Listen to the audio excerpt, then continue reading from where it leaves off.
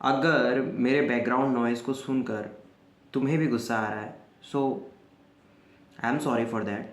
But आजकल normally लोगों को गुस्सा आना बहुत बढ़ चुका है। लाइक तुम नोटिस करो, तुम्हारे सराउंडिंग में ज़्यादातर लोगों को गुस्सा आता है। एंड आज मैं छोटे छोटे चीज़ों को दिखाऊंगा तुम्हारे सामने एज एन एग्जाम्पल बताकर कि यार people are actually getting anxious, getting angry at anything possible. ठीक है, तो पहले तुमने ज़्यादातर ये नोटिस किया होगा कि बहुत सारे कंटेंट क्रिएटर्स जो हैं वो इस चीज़ को लेकर कंप्लेन करते हैं कि they are brutally abused in the comment section by unknown people.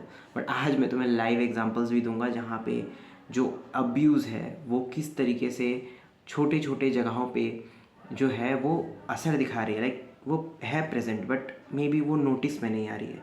But शायद मैंने इसे पर्सनली बहुत अच्छे से नोटिस किया कि how Indian people mostly, because I live in India, तो most Indian peoples are getting angry at any silly thing. Basic civic sense वाले छोटे छोटे चीज़ों को लेकर भी वो गुस्सा करते हैं।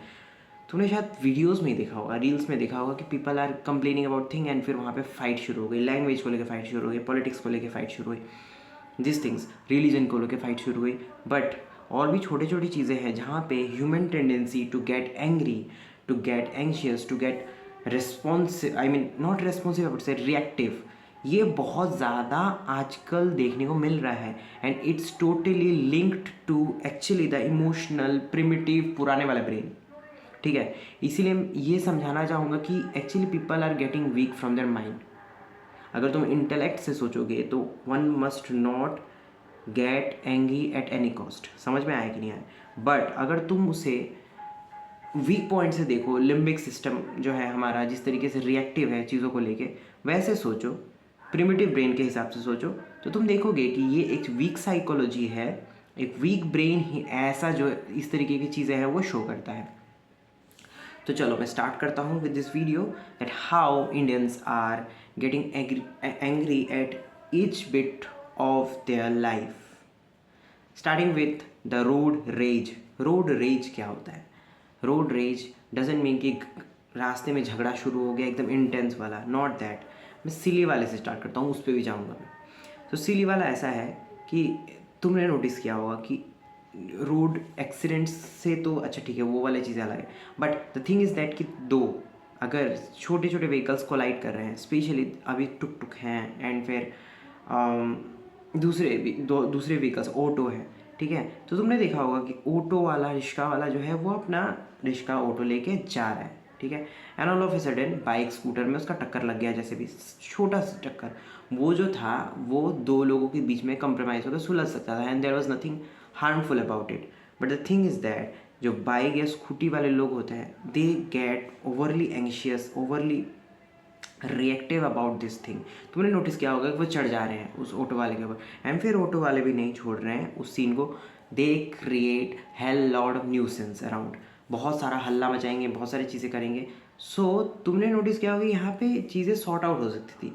मैं ये इसलिए बोल रहा हूँ because I have been facing it since a long time that मेरे साथ भी ऐसी चीज़ें होते हैं कि I hit someone, may be unintentionally I do so, और मे बी इंटेंशनली भी अगर हो चुका हो। इंटेंशनली तो नहीं करूँगा ऑब्वियसली, बट अनइंटेंशनली अगर मैं उस चीज़ को कर रहा हूँ, सो क्या होगा, फाइट तो मेरे साथ भी होना चाहिए था ना उस दूसरे इंसान का। But usually I avoid that. How and why this people, दो लोग जो लाइक ऑटो वाला एंड देन स्कूटर वाले जो फाइट कर रहे हैं, why this people can't do that. बात वहाँ पे आ जाती है अबाउट अंडरस्टैंडिंग दैट तुम्हारा टाइम इंपॉर्टेंट है, दूसरे इंसान का भी टाइम इंपॉर्टेंट है। तुम्हें कन्फ्लिक्ट से क्या होगा, तुम्हारा जो प्रिमिटिव पुराना ब्रेन है वो स्ट्रॉन्ग होता जाएगा and it is dumb brain. वो तो फाइट फ्लाइट के लिए बना हुआ था। It was meant to just channelise all of its energy into something which was meant to fight for either living और फॉर फूड, यही चीज़ थी। और उसी को तुम क्या कर रहे हो, अब एक्टिवेट कर रहे हो by any means any how. समझ में आया कि नहीं है? सो वो लोग क्या करते हैं, the thing is that they activate that same primitive brain while this kind of silly conflicts, जिसकी वजह से उनका जो साइकोलॉजी है वो इजीली समझ में आता है एंड ना वहाँ पे होता क्या है कि the overall scenario gets worsen because वो दूसरे चीज़ का फ्रस्ट्रेशन है। ओवरऑल हाउस होल्ड से लेके ऑफिस टेंट्रम्स, ऑफिस ट्रॉमा को जो है अपना सारा कुछ ढाल देते हैं एंड वाइस वर्सा।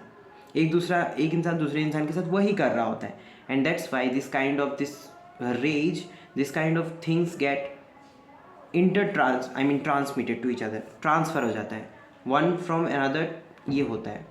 बट अब इस तरीके के कन्फ्लिक्ट्स रोके कैसे जाएंगे? इस तरीके के कन्फ्लिक्ट्स इस तरीके से रोके जाएंगे कि तुम वहाँ पे समझदारी ये दिखाओगे कि first and foremost you are to get silent, totally silent. You are not to get angry, anxious, reactive about this thing, because silence lets the other person think about the situation a bit, उसको वो time मिल जाता है। But once you are reactive, that is actually a trigger I mean एक trigger है, it's an input जो तुमने दे दिया and then फिर वो चीज़ आसानी से क्या होना स्टार्ट हो जाना, fight as a fight, it's very easy, got it, ये होता है। So usually I do so. I keep calm. I avoid fights. I don't talk. So whenever you are stuck in this kind of situation जहाँ पे तुम्हें लग रहा है कि two people can collide with each other and have a massive fight, just keep silence and just watch that person in a maybe sympathizing manner. You can do so, and maybe आप normally भी कर सकते हो. That makes it much more lesser compared to the thing which gets worse and like tamasha. Because everywhere is the big boss wala thing. Got it? This was the first thing.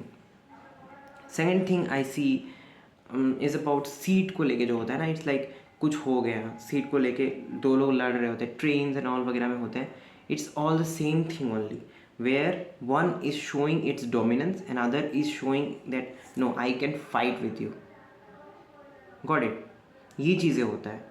That's why जो यहाँ का जो चीज़ है, जो दिमाग लगाना था जहाँ पे, वो नहीं लगाते। People often get triggered.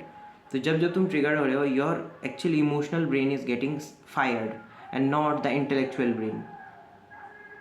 That's why most of Indians are actually hyper active. और उस चीज़ का फ़ायदा जो इंडस्ट्रीज़ हैं, bigger industries who are into tech, who are into like this overall advertisement, वो इस चीज़ का अच्छे से फ़ायदा उठा रहे हैं। एग्जाम्पल दे रहा हूँ मैं, ठीक जैसे कि तुम कोई अपना फेवरेट चीज़ देख रहे हो और तुम्हें वही उस तरीके का गुस्सा अगर दिला दिया जाए, तो that will be a good thing to gain something from you. कैसे?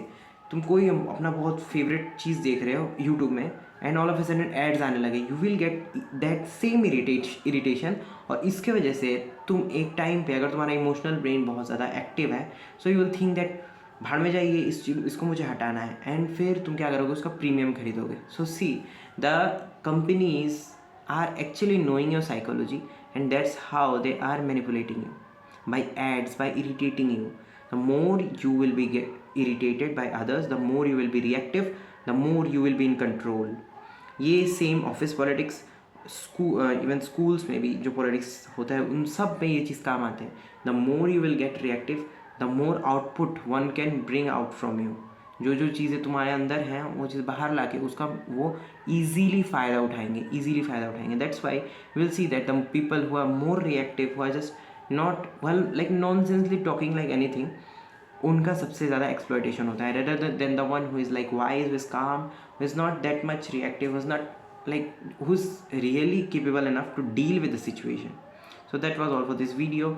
अगर अच्छा लगा तो इसे शेयर कर देना, एंड या होप सो तुम नेक्स्ट टाइम से इस चीज़ को फॉलो करोगे। Whenever this kind of situation is arising, then don't just fall into the trap and just jump into the fight. उस फाइट में इवन जो जमावड़ा होता है ना अराउंड द पीपल, वहाँ just people are having conflicts and others are just watching as a comedy show, यही हो रहा होता है। That is also wrong, I would say. Either उसको रोको और यहाँ से, या फिर वहाँ से चले जाओ। This is not your purpose to just watch that and have some kind of pleasure with that.